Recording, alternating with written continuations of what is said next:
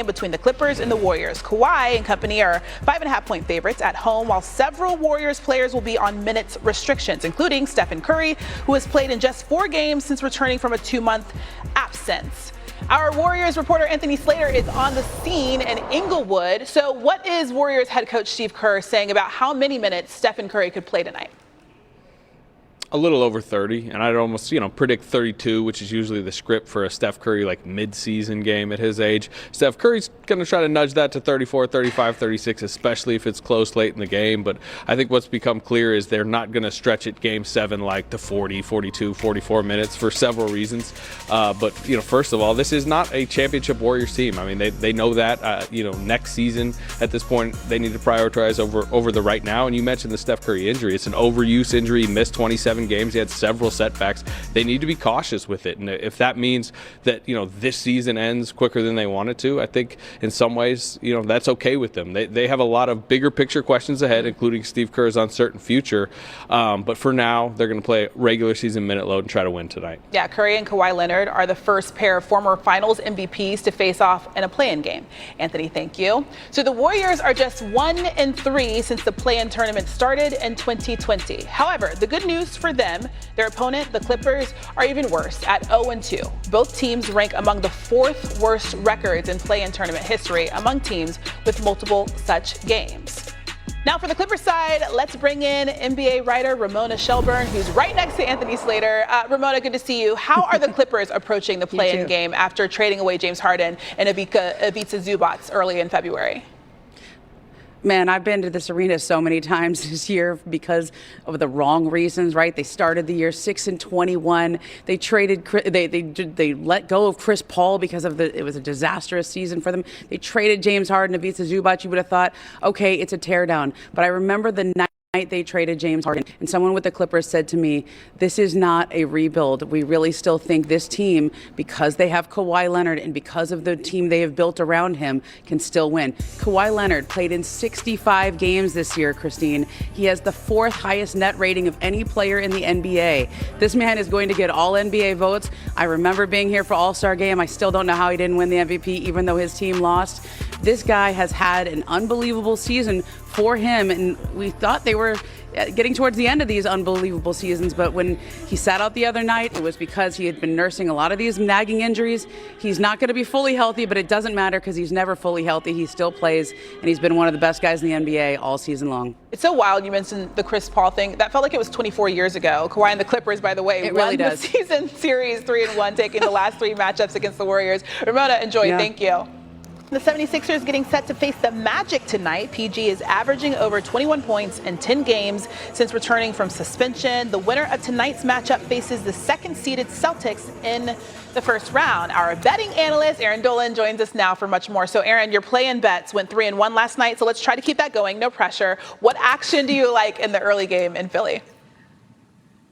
Let's start with Tyrese Maxey to go over 30.5 points. Now, this line opened at 28.5, so I wouldn't go any higher than 30.5 because this is one of the highest points prop we've seen for him over the last 10 games. But with Joel Embiid sidelined, he's averaging 29 points per game. That's the same amount of points he's averaging per game with Embiid on the court. So this is a guy that absolutely can find success against this Orlando defense, just like he did during the regular season. So give me Tyrese Maxey over 30.5 points. And then we're going to do a head-to-head player prop. This is VJ Edgecombe plus 2.5 against Desmond Bane. So basically he has to have more points than Desmond Bane or have at least less than 2 for this bet to cash. But look, he's averaging less points, but with Joel Embiid sidelined, when he played them during the regular season, he posted 26 points in that game compared to just 6 points with Embiid on the court. I think he can ultimately have more points tonight than Desmond Bane. So this is just a fun way to play this, again, a head-to-head matchup right now on DK. All right, the loser of that one hosts Charlotte on Friday. Meanwhile, we've got an elimination game out west. So give us your best bets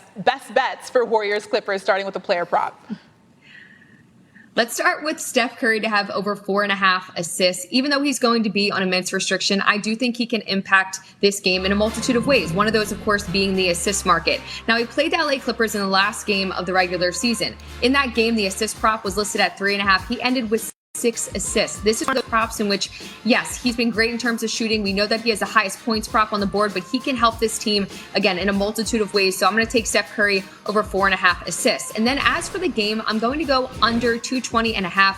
every game during the regular season, which was 4 between these two teams, the under has cashed. Now, these totals have ranged from 228.5 to as low as 216.5. This is right in the sweet spot of 220.5. And I think knowing that both these teams don't really play at a high pace, and knowing that this is now the postseason, an elimination game, defense is going to come in key. I do see this game going under the total of 220.5. Okay, the Clippers a 5.5 favorite, and that one, Aaron Dolan, making us all smarter, always on SportsCenter. On a minutes restriction win, the Warriors take on the Clippers in the 9-10 matchup tonight. Steph missed 27 straight games due to a knee injury and only returned for the last 4 games of the season.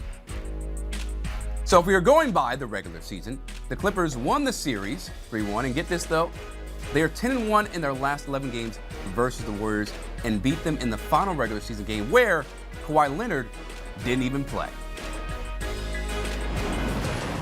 Time now to bring in CBS Sports NBA analyst John Gonzalez to break down the 9-10 matchup between the Warriors and Clippers. And John, let's start with Mr. Wardell Curry. How much do you believe he can carry the load for the Warriors to get them a victory, knowing he's going to be limited when it comes to his minutes?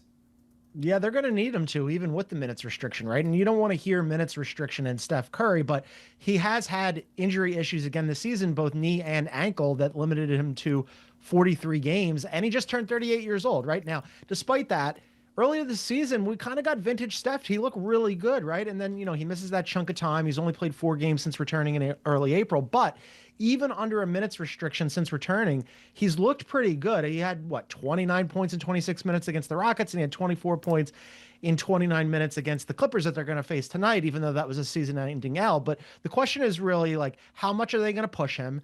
And then what happens if it's close, right? Are they going to really adhere to that minutes restriction? And what if Steph wants to go out there more than the prearranged minutes restriction, right? So I think it depends on how close is the game, how bad do the Warriors actually want to get out of the play-in, how bad does Steph want it? Ultimately, he's going to decide.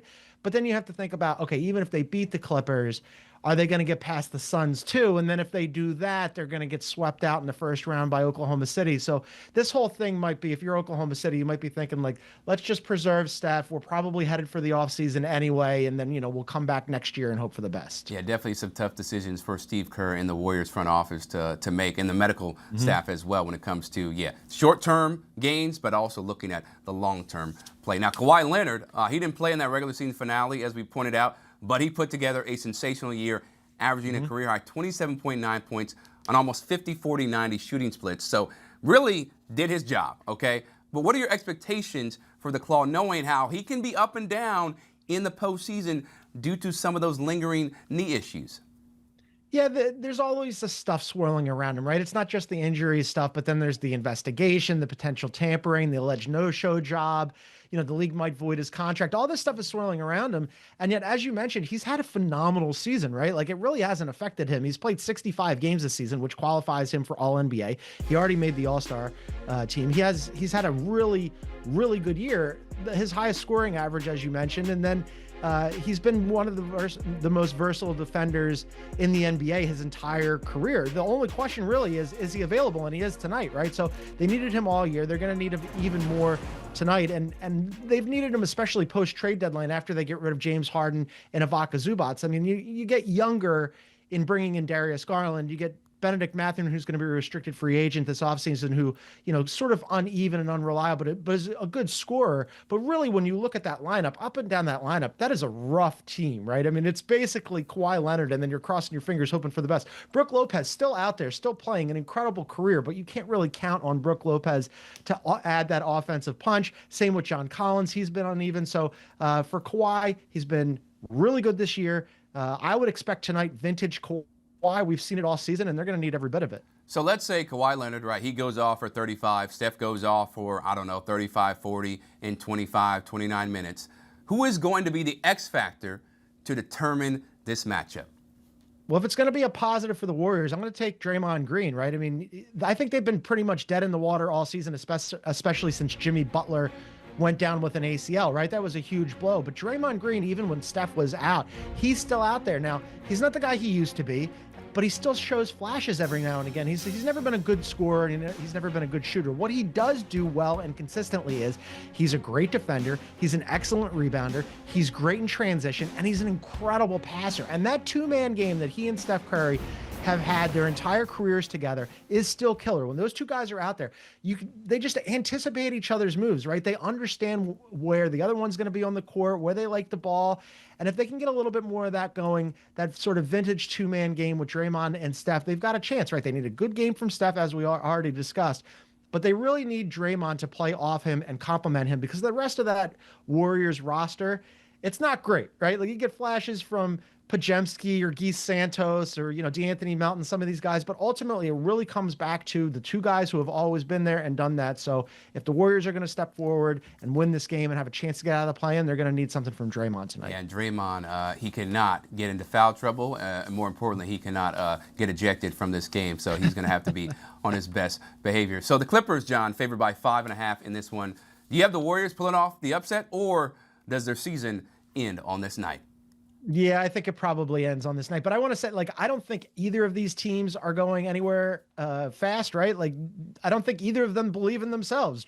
Again, once Jimmy Butler went down, it was pretty much season over for them. They needed Jimmy to take the pressure off of Steph. They needed him on both ends to help Draymond. It was a huge blow for them. And I think if Jimmy hadn't gone down, that Steph might have come back sooner. But once Jimmy Butler goes down, they just decided, okay, this thing's probably lost this season. Let's not rush Steph back. When he's ready, we'll bring him back, and whatever we can get out of him, fine. But we're probably headed for the offseason. And similarly, I don't think the Clippers believe in the Clippers. If you believed in your team, you're not trading two of your 5 starters at the trade deadline. So these two teams, they're 9-10 for a reason, Chris. But again, somebody has to win this thing. The Clippers are 3. They won 3 out of 4 games against the Warriors this season. They just beat the Warriors in the final game of the regular season. I think they win again tonight, and then we'll see what happens when they face the Suns in that elimination game to move on. We're really looking forward to what you'll have to say once this game goes final, as you will be back here on CBS Sports HQ. Hopefully, we get 2 phenomenal games like we did on the other night on Tuesday. John Gonzalez, always appreciate the time, man.